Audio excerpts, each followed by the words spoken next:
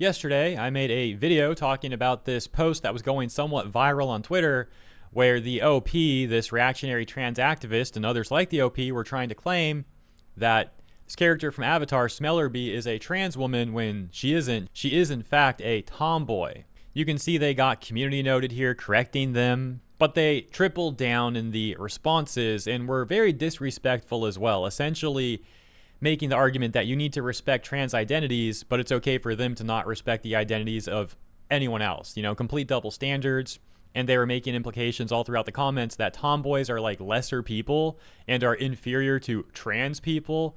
And in yesterday's video, I went on to talk about all of this in much more detail, along with the issues and contradictions in their rhetoric. I'm not going to be doing all that here. Be way too repetitive. So consider watching yesterday's video for all of the context. You'll see those comments for yourself. I'm just not showing them here on screen again, as mentioned, because this is just a really quick intro, which takes me to what I do want to mention today in this somewhat of a follow-up, as there was also other posts from different reactionary trans activists, similarly though, claiming that characters that are not trans are in fact trans according to them.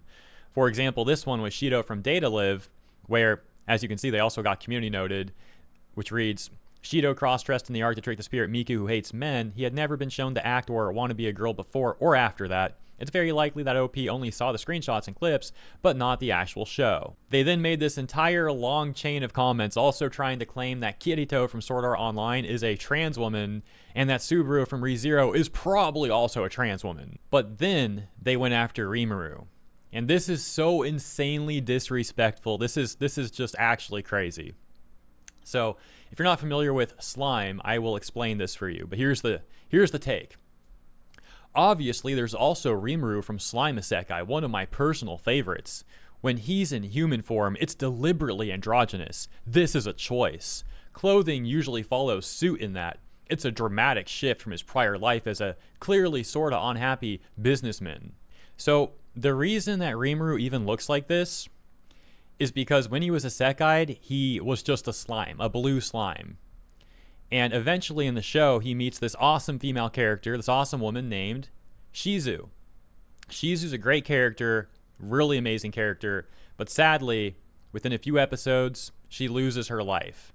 But right before that, as she's dying on her deathbed, Rimuru's there trying to comfort her, and she requests that Rimuru uses one of his slime abilities to absorb her.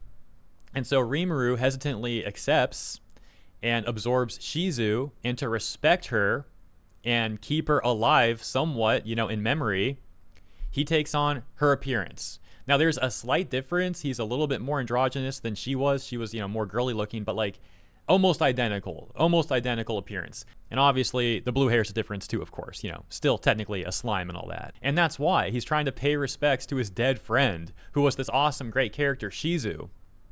And it's crazy that the OP is going to talk about Rimuru looking like this and not give any sort of respects to why he looks like this and how he's paying respect, again, to his dead friend. There's no mention of Shidou here at all. Just, hey, this character is trans too. Dude, insane take, insanely disrespectful.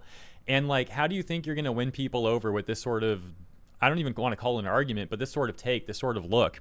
Like, you look so bad, OP, by making this take. Also keeps her mask, and that's something he uses all throughout the show, so it's like a perpetual thing.